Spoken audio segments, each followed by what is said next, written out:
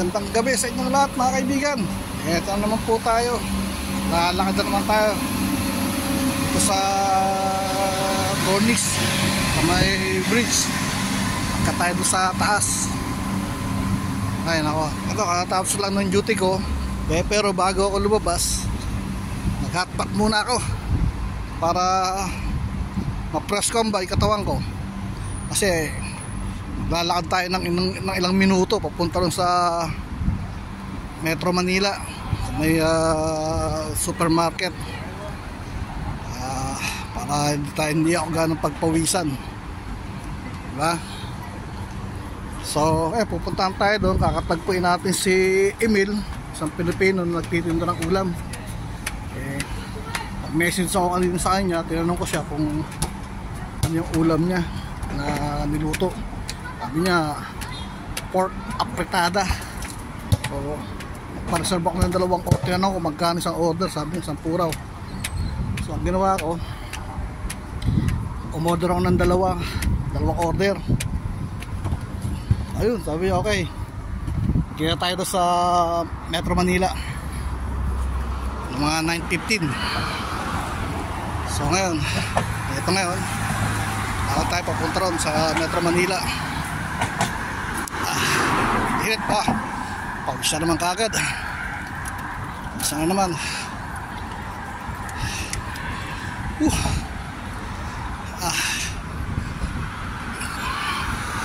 Kunti lang naligo kanina. Mga ilang tao lang. Dahil kasi magpapasokan na yata, kaya ganun. Saka yung tubig ko hindi maganda, medyo nangitim na dahil 2 weeks na hindi pupunta yung mga maintenance.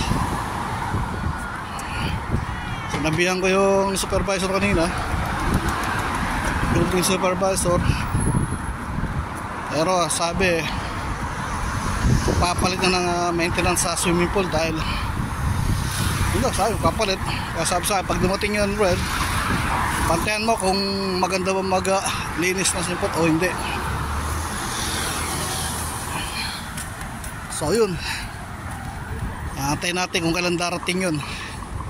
Kanina yung mga maliligo nagre-reklamo, ba't daw marumi at tubig. Ako sabi ko, hindi pa dumarating yun hindi na pumunta yung naglilinis niya, 2 weeks na. Ganun ba? Pero sabi nga, may darating ako may bagong darating. Ayun, so tay lang para dumating yun linisin nila yung tubig, vacuumin, backwash, ay gano'n.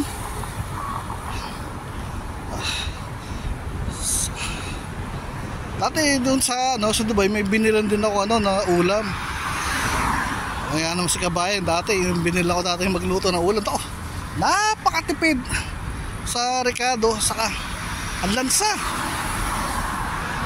Walang setinda niyang ulam. Sabi ko bagulanan, doon ako bumili. Luluto ng munggo, ang sahog, isda. Sabi ko wala naman kakasok ayos to. Sabi ko gano'n sa sarili, pagka ikaw niluluto na ito, di tapon. Wala nagawa kundi kasi malansa. May kainin nyo pag malansa yung pagkain. Hindi ako makain ng mga ganun. So try ko rito kay Emil kung okay yung tinda niya ulam. Pag okay, ayos, order pa ulit ako sa kanya. Ganun lang yun init. Grabe init.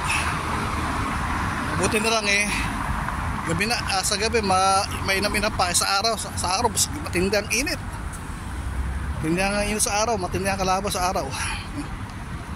Pero ito ngayong gabi, pagpawisan ka ng gusto, okay lang ito. Basa na ako ng pawis.